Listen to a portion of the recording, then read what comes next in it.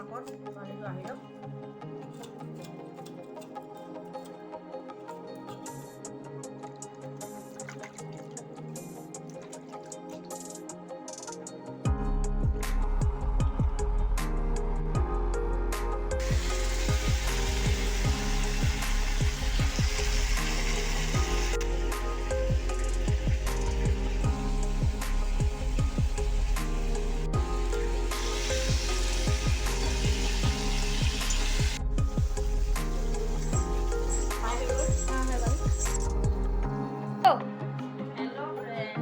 আজি আমি আপোনালোকৰ আগলৈ এটা তৰকাৰী আনিছোঁ, যিহেতু মাছ, বিলাহী আৰু ফুলকবি, মটৰ আৰু আলু দি পেলাই মাছৰ তৰকাৰী। মাছখিনি মই প্ৰথমত ধুই মেলি কাটি মেলি ভাজি ল'লোঁ।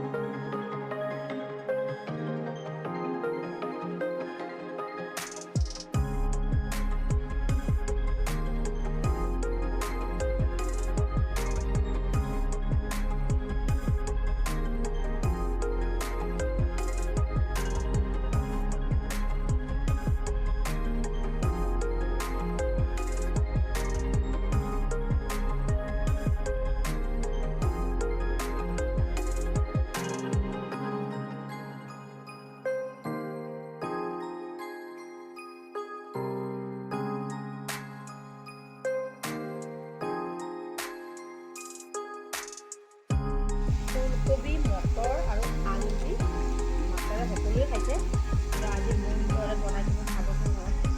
এতিয়া জিৰা কেইটামান তেলত দি দিব, নহৰু পেষ্ট অকণমানো দিব, আৰু নিমখ হালধি এইখিনি আপোনাৰ সোৱাদ অনুযায়ী দিব। সোৱাদ অনুযায়ী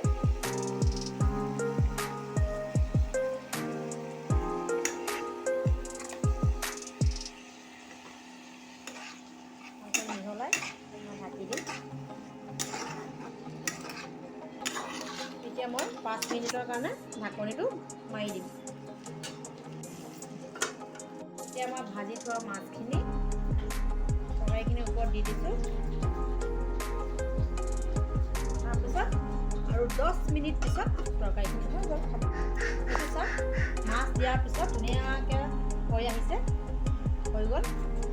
মই অলপমান নিমখটো চাই দিছোঁ, নিমখটো এনেকৈ চাই ন, এনেকৈ লৈ পেলাই মই এখন নিমখখন চাই দিছোঁ। ভাল হৈছে। আপুনি এনেকুৱা অকণমান ঘৰতে ট্ৰাই কৰিব আৰু খাব।